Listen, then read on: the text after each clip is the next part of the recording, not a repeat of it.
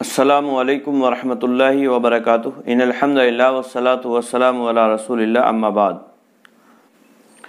محترم ناظرین کرام اور عزیز طلبہ، سنن ابن ماجہ کے درس میں آپ کا خیر مقدم ہے۔ آج ہم ایک نیا باب شروع کریں گے۔ باب ہے باب التغلیظ فی تعمد الکذب علی رسول اللہ صلی اللہ علیہ وسلم۔ تغلیظ، غلظ یغلظ، تغلیظ سے مصدر ہے اور اس کا معنی ہوتا ہے سختی کرنا۔ تعمد، جان بوجھ کر کسی کام کو انجام دینا، اور الکذب، جھوٹ بولنا۔ تو معنی ہوا باب کا، رسول اللہ صلی اللہ علیہ وسلم پر جان بوجھ کر جھوٹ بولنے کے سلسلے میں سختی کا بیان، یعنی اس میں اس بات کی وضاحت کی جائے گی کہ اگر کوئی آدمی نبی اکرم صلی اللہ علیہ وسلم پر جان بوجھ کر جھوٹ بولتا ہے تو اس کی کیا سزا ہوگی۔ یاد رہے، شریعت اسلامیہ میں جھوٹ ویسے ہی کبیرہ گناہ میں شمار کیا جاتا ہے،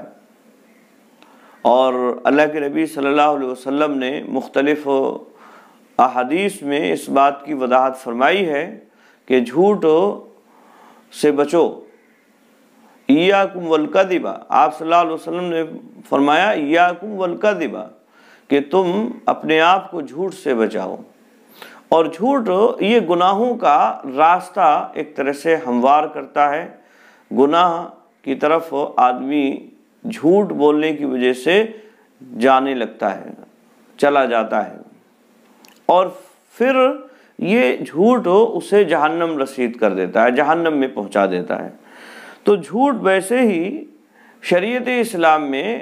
درست نہیں ہے، جھوٹ بولنا یہ گناہ کبیرہ میں شمار ہوتا ہے۔ البتہ نبی اکرم صلی اللہ علیہ وسلم پر جھوٹ بولنا یہ اور مزید خرابی کا باعث ہے اور زیادہ گناہ کا سبب ہے۔ تو اللہ کے نبی صلی اللہ علیہ وسلم پر جھوٹ باندھنے کا کیا حکم ہے اور کیا اس کے تعلق سے احادیث میں اللہ کے نبی صلی اللہ علیہ وسلم نے بیان فرمایا ہے، آج اس باب میں ہم اسی سے متعلق احادیث پڑھیں گے۔ چنانچہ مؤلف رحمہ اللہ نے پہلی حدیث بیان فرمائی، کہتے ہیں قال حدثنا ابو بکر بن ابی شیبہ و سوید بن سعید و عبداللہ بن عامر بن زرارہ و اسماعیل بن موسیٰ قالوا حدثنا شریک عن سماک عن عبد الرحمن بن عبداللہ بن مسعود عن ابیہ قال قال رسول اللہ صلی اللہ علیہ وسلم من کذب علی متعمدا فلیتبوأ مقعدہ من النار۔ حضرت امام ابن ماجہ رحمہ اللہ نے کئی لوگوں سے اس حدیث کو بیان فرمایا ہے، چنانچہ وہ اپنی سند بیان کرتے ہوئے فرماتے ہیں، ہم سے بیان کیا ابو بکر ابن ابی شیبہ نے اور سوید ابن سعید نے اور عبداللہ بن عامر بن زرارہ نے اور اسماعیل ابن موسیٰ نے، یعنی یہ چار لوگوں نے ہم سے بیان فرمایا۔ قالو، اور ان چاروں نے کہا، حدثنا، ہم سے بیان کیا، شریکن، شریک نے، اور شریک روایت کرتے ہیں سماکن، سماک سے، ان سماکن یعنی سماک سے روایت کرتے ہیں، اور سماک روایت کرتے ہیں عبد الرحمن بن عبداللہ بن مسعود سے، یعنی حضرت عبداللہ ابن مسعود رضی اللہ تعالیٰ عنہ کے صاحبزادے عبد الرحمن سے روایت کرتے ہیں، اور وہ یعنی عبد الرحمن اپنے والد عبداللہ ابن مسعود رضی اللہ تعالیٰ عنہ سے روایت کرتے ہوئے کہتے ہیں عن ابی، یعنی اپنے والد سے روایت کر رہے ہیں وہ، اور قالا، انہوں نے کہا، یعنی عبداللہ ابن مسعود رضی اللہ تعالیٰ عنہ نے، قال رسول اللہ صلی اللہ علیہ وسلم، کہ رسول اللہ صلی اللہ علیہ وسلم نے فرمایا، من کذب علی، جس نے جھوٹ بولا، من کذب، کذب یکذب، جھوٹ بولنا، اے من اخبر انی بشیء علی خلاف ما ہوا علیہ، یعنی جس شخص نے میری جانب کوئی ایسی بات منسوب کی جو حقیقت کے برخلاف ہے، آئی بات سمجھ میں؟ تو یہ ہے اصل میں من کذب علیہ کا معنی اور مفہوم۔ کیا کذب علیہ یا اسی طرح سے کذب لہو میں کوئی فرق ہے؟ تو یاد رہے عربی زبان کے اعتبار سے اس میں کوئی فرق نہیں ہے، من کذب علیہ ہو یا اسی طرح سے من کذب لہو، تو یہ دونوں ہی ایک ہی معنی اور مفہوم میں ہیں۔ اور جاہل صوفیہ کا اس میں فرق کرنا اور یہ کہنا کہ لہو کا مطلب یہ ہے کہ اس میں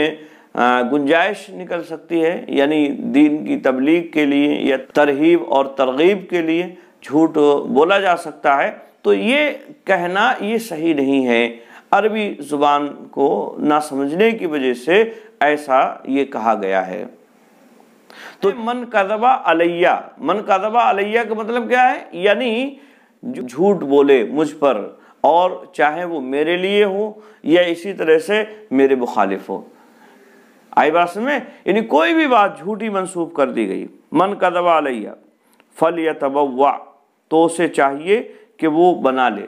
تبوّع باب تفاعل سے یہ فعل امر ہے، فلیتبوأ فعل امر یعنی چاہیے کہ وہ بنائے، اور معنی خبر کا ہے، جیسا کہ بعض روایات میں اس بات کی وضاحت موجود ہے، یعنی وہ بنا لے کا مطلب یہ ہے کہ یعنی وہ بنائے گا، یعنی وہ جہنم میں داخل ہوگا۔ فلیتبوأ اے فلیتخذ لنفسہ منزلا فی النار، فلیتبوأ مقعدہ من النار کا مطلب ہے اے فلیتخذ لنفسہ منزلا فی النار، یعنی چاہیے کہ وہ اپنا ٹھکانہ جہنم میں بنائے۔ مقعد بیٹھنے کی جگہ کو کہتے ہیں، اور اس سے مراد منزل، ٹھکانہ، گھر، یعنی اسے چاہیے کہ وہ اپنا ٹھکانہ جہنم میں بنا لے۔ آئی بات میں؟ یعنی ایسا آدمی جو نبی اکرم صلی اللہ علیہ وسلم پر جھوٹ بولتا ہے تو وہ جہنمی ہے، جہنم میں جائے گا محض اس گناہ کی وجہ سے۔ اللہ کے نبی صلی اللہ علیہ وسلم پر جھوٹ باندھنا یہ عام جھوٹ کی طرح سے نہیں ہے، یاد رہے۔ کیوں؟ اس لیے کہ آپ صلی اللہ علیہ وسلم کی طرف سے جو بھی بات ہے وہ شریعت کا حصہ ہے۔ اب اگر کوئی آپ صلی اللہ علیہ وسلم کی طرف کوئی حدیث منسوب کرتا ہے، کوئی بات اپنی طرف سے گڑھ کر منسوب کر رہا ہے، بیان کر رہا ہے، تو اس کا مطلب یہ ہے کہ وہ شریعت میں دخل اندازی کر رہا ہے۔ اسی لیے بعض روایات میں آپ صلی اللہ علیہ وسلم نے اس بات کی بھی وضاحت فرمائی کہ میرے اوپر تم لوگوں کا جھوٹ باندھنا یہ تمہارے آپس میں ایک دوسرے پر جھوٹ باندھنے کی طرح سے نہیں ہے۔ اور پھر یہی الفاظ آپ نے فرمائے کہ جس شخص نے مجھ پر جھوٹ باندھا اسے اپنا ٹھکانہ جہنم بنا لینا چاہیے۔ آئی بات میں؟ تو یہ اصل میں حدیث میں جھوٹ بولنا یہ بہت ہی سخت گناہ ہے، اور یہ کبیرہ گناہ میں سے ایک گناہ ہے۔ ایسا آدمی جو نبی اکرم صلی اللہ علیہ وسلم پر جھوٹ باندھتا ہے، محدثین ایسے آدمی کی روایت کو موضوع کہتے ہیں، اور یہ ضعیف کی سخت ترین قسم ہے موضوع۔ ایسی روایت کا بیان کرنا اس کے حکم کے بغیر یہ جائز اور درست نہیں ہے۔ حرام ہے کسی آدمی پر موضوع روایت کو بیان کرنا، الا یہ کہ وہ اس کا حکم بھی بیان کرے اور اس کی قباحت کو، شناعت کو اس کی بیان کرنے کے لیے اسے بیان کیا جائے، تو وہ ایک الگ مسئلہ ہے۔ تو جھوٹ نبی اکرم صلی اللہ علیہ وسلم پر باندھنا یہ سخت گناہ ہے۔ اب یہاں جھوٹ چاہے یہ آپ صلی اللہ علیہ وسلم پر کسی نیک مقصد ہی کے تحت کیوں نہ ہو، اگر جان بوجھ کر جھوٹ باندھا گیا ہے تو یہ وعید اس آدمی کے لیے ہے۔ بہت سارے راوی ایسے ہوئے، یا صوفیہ میں سے بہت سارے لوگ ایسے ہوئے جنہوں نے نبی اکرم صلی اللہ علیہ وسلم کے ذمے جھوٹی احادیث لگا دی، اور لوگوں کے سامنے اس کا اقرار بھی کیا انہوں نے، کہا کہ ہم یہ جو ہے جھوٹی حدیث ہم نے بیان کی ہے، قرآن مجید کی فضیلت کے تعلق سے بہت ساری روایات، نوح ابن مریم ایک شخص جھوٹا اور کذاب آدمی، تو یہ آدمی خود اس بات کا اقرار کرتا ہے کہ میں نے سورتوں کی فضیلت میں جھوٹی احادیث بیان کی ہیں، نبی اکرم صلی اللہ علیہ وسلم کی طرف منسوب کر دی ہیں۔ تو اس طرح کے جو آدمی جھوٹی حدیثیں بیان کر رہے ہیں، وہ چاہے کسی نیک مقصد ہی کیوں نہ ہو ان کا، یعنی وہ اس لیے ہی کیوں نہ کر رہے ہوں کہ تاکہ لوگ دین سے قریب ہو جائیں، حدیثوں کی فضیلت سے جو ہے مرعوب ہو کر دین کے قریب ہی کیوں نہ ہو جائیں، اس مقصد کے تحت بھی اگر جھوٹی حدیثیں بیان کی جائیں گی تو یہ بھی جائز اور درست نہیں ہے۔ اور صوفیہ کا اس سلسلے میں لہو یا علیہ کے ذریعے سے فرق کرنا یہ صحیح نہیں ہے، یہ عربی زبان سے ناواقفیت کی دلیل ہے، اور من کذب علیہ میں کوئی فرق نہیں ہے، من کذب علیہ کہا جائے یا من کذب لہو کہا جائے، دونوں ہی اعتبار سے جھوٹ ہے، اور احادیث اس بات کی وضاحت کرتی ہیں۔ اور اس تعلق سے امام ابن بزار کے حوالے سے حضرت عبداللہ ابن مسعود کی ایک روایت جو بیان کی جاتی ہے، من کذب علیہ لیضل بہ الناس، یعنی لیضل بہ الناس کے الفاظ کی زیادتی کے ساتھ جو روایت بیان کی جاتی ہے، وہ خود ایک طرح سے ضعیف روایت ہے، وہ خود روایت صحیح اور درست نہیں ہے، تو اس سے استدلال کرنا صحیح اور درست نہیں ہوگا۔ یعنی اس میں اس بات کا ذکر ہے کہ جس نے مجھ پر جھوٹ باندھا لیضل بہ الناس، تاکہ لوگوں کو گمراہ کرے، تو یہ زیادتی لیضل بہ الناس تاکہ لوگوں کو اس کے ذریعے سے گمراہ کرے، یہ زیادتی نبی اکرم صلی اللہ علیہ وسلم سے ثابت نہیں ہے، لہذا اس سے دلیل پکڑنا بھی صحیح اور درست نہیں ہوگا۔ تو صوفیہ حضرات کا یا جہلہ کا اس سلسلے میں جھوٹی احادیث گڑھنا اور اس کو لوگوں کے سامنے ترغیب یا ترہیب کے لیے بیان کرنا، یہ بھی اسی زمرے میں آتا ہے۔ اور اگر کوئی آدمی جان بوجھ کر چاہے نیک مقصد ہی کے لیے کیوں نہ ہو حدیث اگر گڑھتا ہے، بیان کرتا ہے، تو وہ جہنم میں جائے گا، جہنم اس کا ٹھکانہ ہے، جیسا کہ اللہ کے نبی صلی اللہ علیہ وسلم نے اس حدیث میں بیان فرمایا ہے۔ ہائی بات میں تو کسی بھی اعتبار سے بہرحال ضعیف حدیث بیان کرنا یہ درست نہیں ہے۔ یہ حدیث نبی اکرم صلی اللہ علیہ وسلم سے تواتر کے ساتھ ثابت ہے، اور صحابہ کرام میں سے بہت سارے صحابہ کرام نے اس روایت کو یا اس معنی اور مفہوم کی روایت کو بیان فرمایا ہے۔ حافظ ابن صلاح اس تعلق سے بیان فرماتے ہیں کہ نبی اکرم صلی اللہ علیہ وسلم کے اصحاب نے تقریباً 62 اصحاب نے اس حدیث کو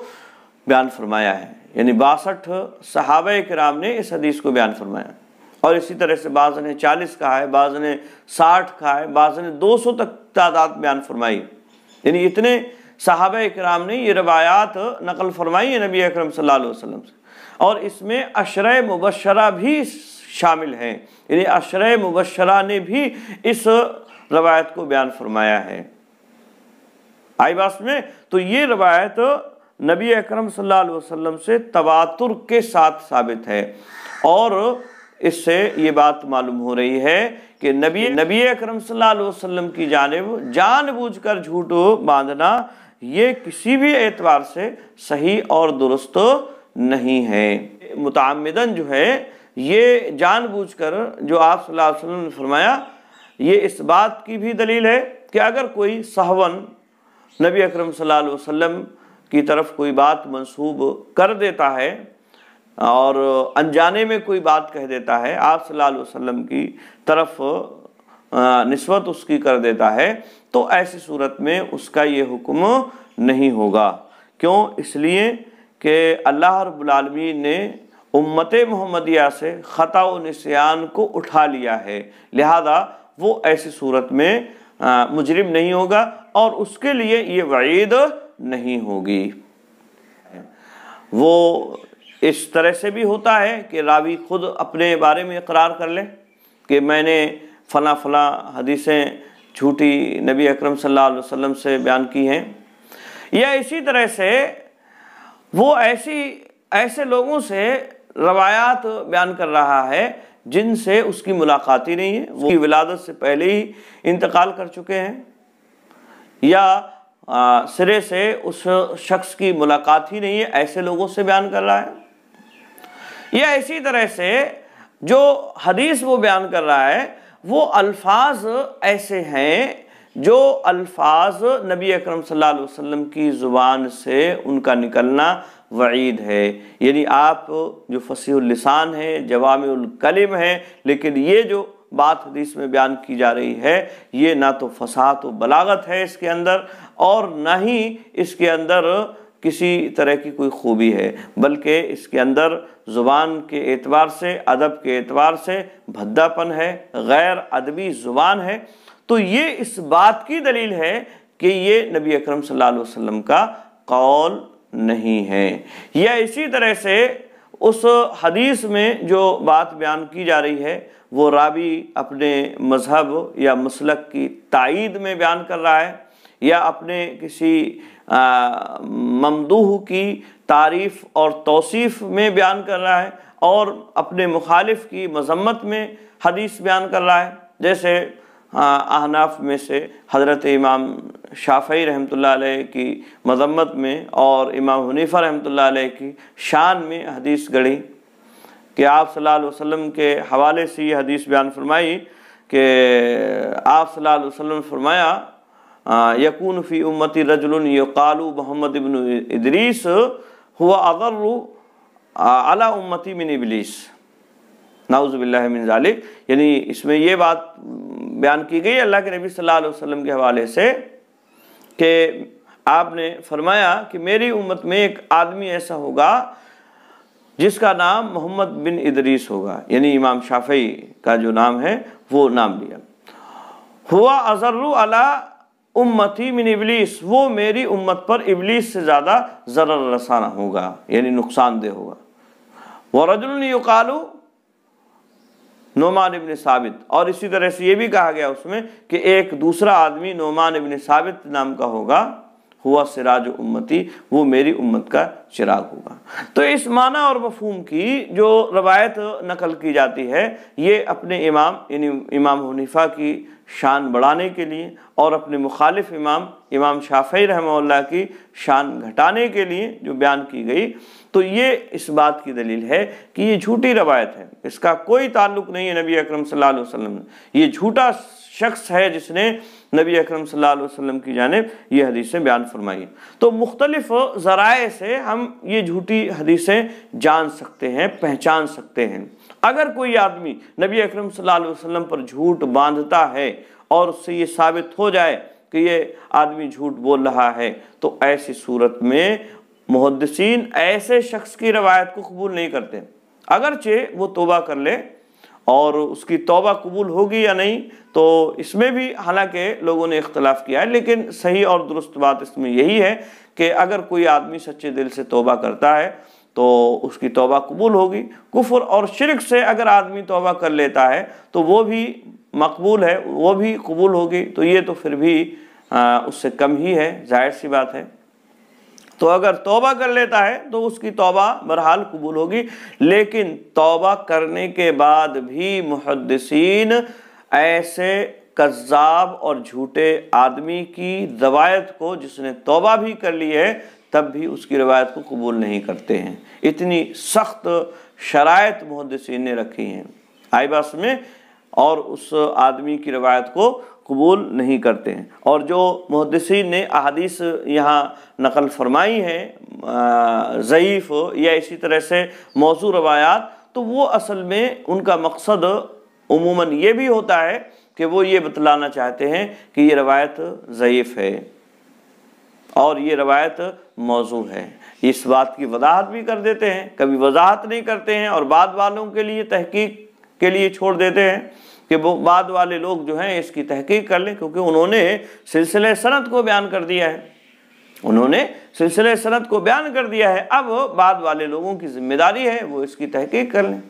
تو انہوں نے تو جو بھی بات ان تک پہنچی وہ باحوالہ بیان کر دی ہے، لہذا اب بعد والوں کی ذمہ داری ہے کہ وہ اس کی تحقیق کریں کہ اس کے سلسلے میں جو راوی ہیں وہ ثقہ ہیں یا ثقہ نہیں ہیں، ضعیف تو نہیں ہے ان میں کوئی ان میں کذاب تو نہیں ہے، کوئی ان میں جھوٹا تو نہیں ہے، یہ بعد والوں کی بھی ذمہ داری بنتی ہے۔ آئی بات میں؟ تو یہ یاد رہے نبی اکرم صلی اللہ علیہ وسلم پر جھوٹ باندھنا یہ سخت گناہ ہے، اور یہ حدیث اس بات کی دلیل ہے، اور اس معنی اور مفہوم کی کئی روایات یہاں مؤلف نے بیان فرمائی اسی معنی اور مفہوم کی۔ چنانچہ اگلی حدیث ہے، کہتے ہیں مؤلف قال حدثنا عبداللہ ابن عامر ابن زرارة و اسماعیل ابن موسیٰ قال حدثنا شریک عن منصور عن ربیع ابن حراش عن علی رضی اللہ تعالیٰ عنہ قال قال رسول اللہ صلی اللہ علیہ وسلم لا تکذبوا علی فإن الکذب علی یولج النار۔ اور اس کا سلسلہ سند بھی وہی اوپر والی جو روایت ہے وہی ہے تقریباً، البتہ یہاں شریک کے جو استاذ ہیں وہ منصور ہیں، جبکہ پہلے والی روایت میں سماک ہیں، اور منصور یہ ربیع بن حراس سے روایت کرتے ہیں، اور ربیع بن حراس یہ حضرت علی رضی اللہ تعالیٰ عنہ سے روایت کرتے ہیں۔ حضرت علی رضی اللہ تعالیٰ عنہ نے فرمایا قال رسول اللہ صلی اللہ علیہ وسلم، کہ رسول اللہ صلی اللہ علیہ وسلم نے فرمایا لا تکذبوا علی، تم جھوٹ نہ باندھو مجھ پر، علیہ یہاں حکم دے رہے ہیں آپ صلی اللہ علیہ وسلم صحابہ کرام رضوان اللہ تعالیٰ علیہم اجمعین کو، لا تکذبوا علیہ، تم میرے اوپر جھوٹ نہ باندھو، یہ حکم آپ صلی اللہ علیہ وسلم دے رہے ہیں۔ فَإِنَّ الْكَذِبَ عَلَيَّ يُولِجُ النَّارَ، پھر آپ نے فرمایا کہ بے شک جھوٹ مجھ پر باندھنا یولج النار داخل کرتا ہے جہنم میں، اولج یولجو داخل کرنا، یولج النار یہ جہنم میں داخل کرتا ہے، یعنی جو آدمی مجھ پر جھوٹ باندھے گا وہ جہنم میں داخل ہوگا۔ تو یہاں بھی آپ صلی اللہ علیہ وسلم نے خبر دی، فَلْيَتَبَوَّأْ کا معنی یہاں متعین ہو گیا کہ فَلْيَتَبَوَّأْ یعنی وہ اپنا ٹھکانہ جہنم بنائے کا مطلب کیا ہے، یعنی اس کا ٹھکانہ جہنم ہے۔ آئی بات میں؟ تو یہ امر بمعنی خبر کے ہوا۔ اسی طرح سے تیسری حدیث ہے، مؤلف کہتے ہیں حدثنا محمد بن رمح المصری قال حدثنا اللیث بن سعد عن ابن شہاب عن انس بن مالک قال قال رسول اللہ صلی اللہ علیہ وسلم من کذب علی حسبته قال متعمدا فلیتبوأ مقعدہ من النار۔ تو یہ حدیث حضرت انس بن مالک رضی اللہ تعالیٰ عنہ کے حوالے سے بیان فرمائی، وہ کہتے ہیں قال رسول اللہ صلی اللہ علیہ وسلم، کہ رسول اللہ صلی اللہ علیہ وسلم نے ارشاد فرمایا من کذب علیہ، جس نے مجھ پر جھوٹ باندھا، حسبتہ قال متعمدا، میں گمان کرتا ہوں، حسبتہ میں گمان کرتا ہوں، قال انہوں نے کہا، اب یہ قالا کا فاعل یا تو رسول اللہ صلی اللہ علیہ وسلم ہے، اور حسبتہ میں جو ضمیر ہوگی پھر اس سے مراد حضرت انس رضی اللہ تعالیٰ عنہ ہوں گے، یا کوئی اور راوی ہوں گے،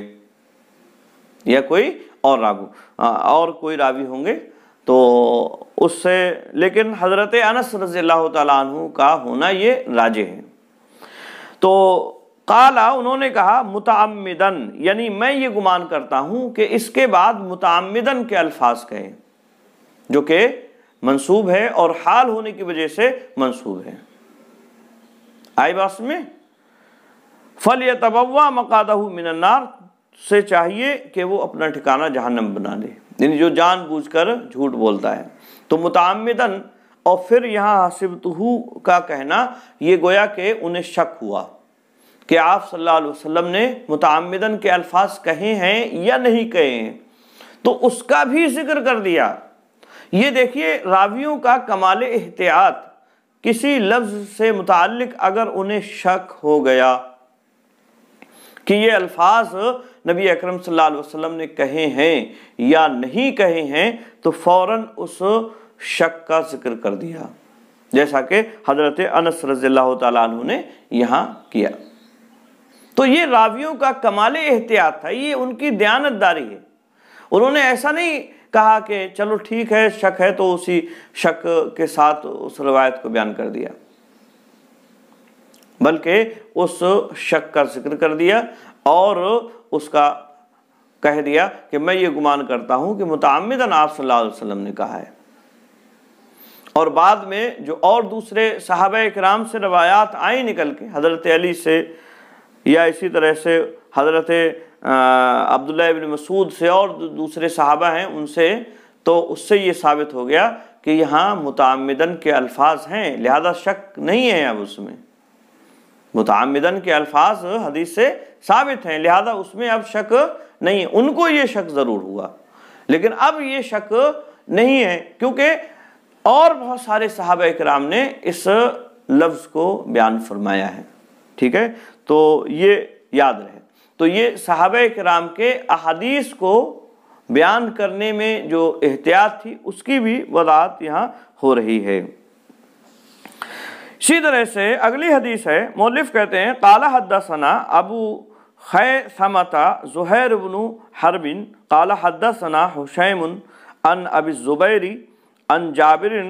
رضی اللہ تعالی عنہ قال قال رسول اللہ صلی اللہ علیہ وسلم من کذب علی متعمدا فلیتبوأ مقعدہ من النار۔ تو یہ روایت حضرت جابر رضی اللہ تعالیٰ عنہ کے حوالے سے بیان فرمائی اللہ کے نبی صلی اللہ علیہ وسلم نے، اور یہ الفاظ بھی وہی ہیں جو پہلی حدیث میں عبداللہ ابن مسعود رضی اللہ تعالیٰ عنہ کے حوالے سے بیان کیے گئے، کوئی فرق یہاں نہیں ہے دونوں الفاظوں میں۔ اگلی حدیث ہے، کہتے ہیں مؤلف قال حدثنا ابو بکر بن ابی شیبۃ قال حدثنا محمد بن بشر عن محمد بن عمرو عن ابی سلمۃ عن ابی ہریرہ رضی اللہ تعالی عنہ قال قال رسول اللہ صلی اللہ علیہ وسلم من تقول علی ما لم اقل فلیتبوأ مقعدہ من النار۔ یہ روایت حضرت ابو ہریرہ رضی اللہ تعالیٰ عنہ کے حوالے سے وہ بیان فرماتے ہیں قال رسول اللہ صلی اللہ علیہ وسلم، رسول اللہ صلی اللہ علیہ وسلم نے ارشاد فرمایا من تقولا، تقولا باب تفاعل سے یہ ہے، اور اس کا معنی بھی ہوتا ہے بتکلف کہنا، یعنی جھوٹ باندھنا، من کذبا کے ہی معنی میں یہ لفظ استعمال کیا گیا ہے۔ تو من تقولا یعنی جس نے بتکلف مجھ پر کہا، بتکلف مجھ پر کہا یعنی کوئی ایسی بات کہی جو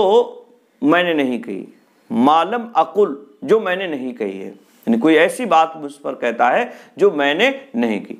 فَلْيَتَبَوَّأْ مَقْعَدَهُ مِنَ النَّارِ، تو اسے چاہیے کہ وہ اپنا ٹھکانہ جہنم بنا لے۔ تو یہ باقی الفاظ وہی ہیں جو حضرت عبداللہ ابن مسعود رضی اللہ تعالیٰ عنہ کی روایت میں بیان کیے گئے۔ تو یہ الفاظ بھی آپ صلی اللہ علیہ وسلم فرمایا کہ جس نے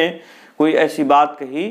جو میں نے نہیں کہی ہے، یعنی جان بوجھ کر، جیسا کہ اور روایات میں اس بات کی وضاحت موجود ہے، تو اسے اپنا ٹھکانہ جہنم بنا لینا چاہیے۔ اور انجانے میں یا سہون کوئی بات کہہ دی گئی آپ صلی اللہ علیہ وسلم کی طرف منسوب کر کے تو وہ معفو عنہ ہوگی اس کے لیے انشاءاللہ العزیز، اور جیسا کہ آپ صلی اللہ علیہ وسلم نے مختلف احادیث میں اس بات کی وضاحت کی ہے کہ میری امت سے خطا و نسیان معاف ہے، اسی سے یہ معفو عنہ ہوگی۔ اسی طرح سے اگلی حدیث ہے، کہتے ہیں قال حدثنا ابو بکر بن ابی شیبۃ قال حدثنا یحییٰ بن یعلى التیمی عن محمد بن اسحاق عن معبد بن کعب عن ابی قتادہ قال سمعت رسول اللہ صلی اللہ علیہ وسلم یقول علی ھذا المنبر ایاکم وکثرۃ الحدیث انی فمن قال علی فلیقل حقا او صدقا ومن تقول علی ما لم اقل فلیتبوأ مقعدہ من النار۔ حضرت ابو قتادہ رضی اللہ تعالیٰ عنہ کے حوالے سے یہ روایت ہے، وہ بیان فرماتے ہیں سمعت رسول اللہ صلی اللہ علیہ وسلم یقول علی ھذا المنبر، میں نے سنا رسول اللہ صلی اللہ علیہ وسلم کو کہتے ہوئے علی ھذا المنبر، اس منبر پر، یعنی منبر کی جانب اشارہ کرتے ہوئے انہوں نے کہا کہ اس منبر پر میں نے سنا رسول اللہ صلی اللہ علیہ وسلم کو کہتے ہوئے ایاکم وکثرۃ الحدیث انی، اے احذروا اکثارت تحدیثی انی، یعنی مجھ سے بہت زیادہ حدیث بیان کرنے سے بچاؤ اپنے آپ۔ آئی بات میں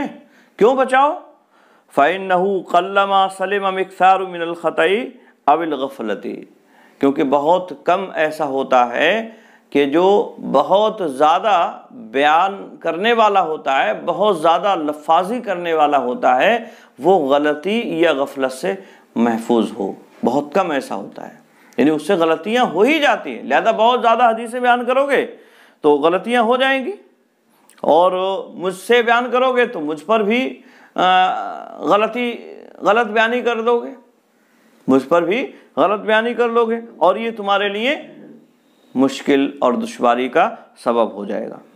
تو زیادہ حدیث بیان کرنے سے آپ صلی اللہ علیہ وسلم نے منع فرمایا، لیکن یہ اس صورت پر محمول کیا جائے گا جب آدمی کو یقین نہ ہو،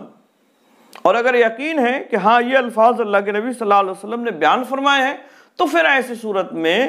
اس کی اجازت ہے، جیسا کہ اللہ کے نبی صلی اللہ علیہ وسلم نے اس بات کی اجازت مرحمت فرمائی ہے۔ اس کے بعد آپ نے فرمایا فمن قال علیہ فلیقل حقا او صدقا، تو جس شخص نے کہا مجھ پر کوئی بات، فلیقل حقا او صدقا، تو اسے چاہیے کہ وہ حق بات کہے یا سچ بات کہے، یعنی اسے حق بات ہی کہنا چاہیے اور سچی بات ہی اسے کہنا چاہیے، جھوٹ اور خلاف واقع بات کہنا اس کے لیے مناسب نہیں ہوگا۔ اور اس کے بعد آپ صلی اللہ علیہ وسلم نے وہی بات بیان فرمائی جو اوپر روایت گزری۔ آپ نے فرمایا من تقول ومن تقول علی ما لم اقل فلیتبوأ مقعدہ من النار، کہ جس نے مجھ پر بتکلف بات کہی جو میں نے نہیں کہی ہے تو اسے اپنا ٹھکانہ جہنم بنا لینا چاہیے۔ تو تقولا یعنی بتکلف، یعنی جان بوجھ کر گویا کہ ایسی بات کر رہا ہے وہ۔ آئی بات میں؟ ہاں، تو یہ اس لفظ کا کیا معنی اور مفہوم ہے وہ اس سے پہلے بتلایا گیا۔ تو جان بوجھ کر، اس حدیث سے بھی بات معلوم ہو رہی ہے کہ جان بوجھ کر نبی اکرم صلی اللہ علیہ وسلم پر جھوٹ باندھنا اور آپ کی طرف ایسی بات منسوب کرنا جو آپ نے نہیں کہی ہے وہ سخت گناہ کا باعث ہے۔ ایسے شخص کو اپنی عاقبت کی فکر کرنا چاہیے۔ اسی طرح سے اگلی حدیث ہے، مؤلف کہتے ہیں حدثنا ابو بکر بن ابی شیبہ و محمد بن بشار قال حدثنا گندر محمد بن جعفر حدثنا شعبۃ قال حدثنا شعبۃ عن جامع بن شداد ابی صخرۃ عن عامر بن عبد اللہ بن الزبیر عن ابیہ قال قلت للزبیر بن عوام ما لی لا اسمعک تحدث عن رسول اللہ صلی اللہ علیہ وسلم کما اسمع ابن مسعود وفلانا وفلانا قال اما انی لم افارقہ منذ اسلمت ولکنی سمعت منہ کلمۃ یقول من کذب علی متعمدا فلیتبوأ مقعدہ من النار۔ تو یہ حضرت عبداللہ بن زبیر رضی اللہ تعالیٰ عنہ سے مروی ہے، اور عبداللہ ابن زبیر یہ اپنے والد کے حوالے سے روایت کرتے ہیں۔ قال، انہوں نے فرمایا، یعنی عبداللہ بن زبیر کے والد حضرت زبیر بن عوام رضی اللہ تعالیٰ عنہ نے فرمایا۔ تو یہ عامر بن عبداللہ بن زبیر سے مروی ہے روایت، جو عبداللہ بن زبیر کے بیٹے ہیں، اور عامر ابن عبداللہ یہ روایت کرتے ہیں اپنے والد حضرت عبداللہ ابن زبیر رضی اللہ تعالیٰ عنہ سے۔ آئی بات سمجھ میں؟ اور یہ کہتے ہیں، یعنی عبداللہ ابن زبیر رضی اللہ تعالیٰ عنہ کہتے ہیں قلت للزبیر بن العوام، میں نے حضرت زبیر بن عوام رضی اللہ تعالیٰ عنہ سے کہا، یعنی اپنے والد سے میں نے کہا، کیا کہا؟ ما لی لا اسمعک تحدث عن رسول اللہ صلی اللہ علیہ وسلم کما اسمع ابن مسعود وفلانا وفلانا، کیا بات ہے کہ میں نہیں سنتا ہوں آپ سے کہ آپ بیان کرتے ہوں رسول اللہ صلی اللہ علیہ وسلم سے، تحدث عن رسول اللہ صلی اللہ علیہ وسلم، کیا بات ہے کہ میں نہیں سنتا ہوں آپ کو کہ آپ بیان کرتے ہوں رسول اللہ صلی اللہ علیہ وسلم سے کما اسمع ابن مسعود، جیسا کہ ابن مسعود رضی اللہ تعالیٰ عنہ کو سنتا ہوں، یعنی عبداللہ ابن مسعود کو جیسے بیان کرتے ہیں وہ حدیثیں، وہ فلانن و فلان، اور فلاں کو میں سنتا ہوں کہ وہ احادیث رسول اللہ صلی اللہ علیہ وسلم سے بیان کرتے ہیں۔ قالا، انہوں نے فرمایا، یعنی زبیر بن عوام رضی اللہ تعالیٰ عنہ نے فرمایا، کیا فرمایا انہوں نے؟ اما انی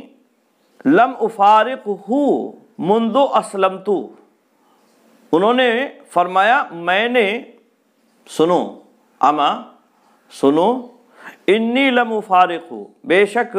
میں جدا نہیں ہوا ان سے، یعنی آپ صلی اللہ علیہ وسلم سے، منذ اسلمت، جب سے میں نے اسلام قبول کیا ہے، یعنی میں آپ صلی اللہ علیہ وسلم سے کبھی جدا نہیں ہوا جب سے میں اسلام قبول کیا ہوں، آپ کے ساتھ ہی رہا ہوں، آپ کے ساتھ رہا ہوں کا مطلب یعنی آپ جہاں رہیں وہیں میں رہا، مکہ میں رہے آپ تو مکہ میں رہا، اور مدینہ آپ صلی اللہ علیہ وسلم آئے تو میں بھی مدینہ آ گیا۔ آئی بات سمجھ میں؟ تو میں آپ صلی اللہ علیہ وسلم کے ساتھ ہی رہا ہوں، میں جدا نہیں ہوا ہوں آپ صلی اللہ علیہ وسلم سے جب سے میں نے اسلام قبول کیا ہے۔ لیکن اس کے باوجود میں کیوں حدیثیں زیادہ نہیں بیان کرتا ہوں؟ ایسا نہیں ہے کہ میں نے حدیثیں نہیں سنی ہیں، اور یہ نہیں ہے کہ مجھے یاد نہیں ہے، آپ صلی اللہ علیہ وسلم کی صحبت میں نے اختیار نہیں کی ہے، یہ مقصد نہیں ہے۔ پھر کیوں میں حدیثیں نہیں بیان کرتا ہوں؟ کہتے ہیں وَلَكِنِّي سَمِعْتُ مِنْهُ كَلِمَةً يَقُولُ، لیکن میں نے سنا ہے ان سے، یعنی رسول اللہ صلی اللہ علیہ وسلم سے، کلمتاً، ایک کلمہ، ایک بات، یعنی میں نے رسول اللہ صلی اللہ علیہ وسلم سے ایک بات سنی ہے، یقول، کہتے تھے آپ صلی اللہ علیہ وسلم، من کذب علی متعمدا فلیتبوأ مقعدہ من النار، کہ جس نے جان بوجھ کر مجھ پر جھوٹ باندھا تو اسے اپنا ٹھکانہ جہنم بنا لینا چاہیے۔ تو یہ ہے اصل مقصد، اس وجہ سے میں نبی اکرم صلی اللہ علیہ وسلم کے حوالے سے روایات کی کثرت نہیں کرتا ہوں اور روایات بیان نہیں کرتا ہوں۔ یہ روایت تو خود انہوں نے بیان کر دی نا، تو ایسا یہاں معنی اور مفہوم یہ ہے، یعنی بہت زیادہ روایت نہیں بیان کرتا ہوں، ورنہ روایت تو بیان کر ہی رہے ہیں یہ حضرت زبیر بن عوام، اور بھی روایات ان سے مروی ہیں کتب احادیث میں، لیکن کم روایات ہیں۔ اور کم روایت کیوں ہیں؟ وہ وجہ انہوں نے بتلائی کہ یہ حدیث میں نے آپ صلی اللہ علیہ وسلم سے سنی ہے، اور میں اس بات سے ڈرتا ہوں گویا کہ کہیں ایسا نہ ہو کہ اللہ کے نبی صلی اللہ علیہ وسلم کی طرف کوئی ایسی بات منسوب کر دی جائے جو آپ نے نہیں کہی ہے، جیسا کہ اس سے پہلے باب میں بھی اس بات کی وضاحت بیان کی گئی۔ اور اسی طرح سے اس باب کی آخری حدیث کہتے ہیں مؤلف، قال حدثنا سوید بن سعید قال حدثنا علی بن مسہر عن مطرف عن عطیۃ عن ابی سعید قال قال رسول اللہ صلی اللہ علیہ وسلم من کذب علی متعمدا فلیتبوأ مقعدہ من النار۔ کہتے ہیں حضرت ابو سعید رضی اللہ تعالیٰ عنہ سے مروی ہے، اور انہوں نے کہا قال رسول اللہ صلی اللہ علیہ وسلم، کہ رسول اللہ صلی اللہ علیہ وسلم نے فرمایا من کذب علی متعمدا فلیتبوأ مقعدہ من النار، کہ جس نے مجھ پر جھوٹ باندھا، یعنی جھوٹی بات کہی میری طرف منسوب کر کے، اسے چاہیے کہ وہ اپنا ٹھکانہ جہنم بنا لے۔ تو یہ الفاظ اس سے پہلے بھی روایات میں گزر چکے ہیں، لہذا مزید تفصیل کی ضرورت یہاں نہیں ہے۔ تو کل ملا کر یہ کہ نبی اکرم صلی اللہ علیہ وسلم پر جھوٹ باندھنا خاص طور سے جان بوجھ کر یہ سخت گناہ کا باعث ہے، ایسا آدمی جہنمی ہے، وہ جہنم میں جائے گا، یعنی محض اس گناہ کی وجہ سے وہ جہنم میں جائے گا۔ آئی بات میں؟ اور مزید جو گناہ ہیں ان کی وجہ سے تو ہے ہی ہے، محض اسی گناہ کی وجہ سے وہ جہنم میں جائے گا۔ اور اگر وہ توبہ کر لیتا ہے تو اس کی توبہ کی قبولیت کی امید ہے، اور اللہ رب العالمین اس کی توبہ کو انشاءاللہ العزیز قبول فرمائے گا۔ لیکن محدثین ایسے آدمی کی روایت قبول نہیں کرتے ہیں، اور ایسے آدمی کی روایت جو نبی اکرم صلی اللہ علیہ وسلم پر جھوٹ باندھتا ہے موضوع کہا جاتا ہے، جو ضعیف کی سخت ترین قسم ہے۔ آئی بات میں؟ تو یہ باب جو آج ہم نے شروع کیا تھا، اللہ کے فضل سے آج ہی ختم بھی ہو گیا ہے، اللہ رب العالمین ہمیں احادیث کو سمجھنے کی توفیق عطا فرمائے، آمین۔ آج کے لیے بس اتنا ہی۔ السلام علیکم ورحمۃ اللہ وبرکاتہ۔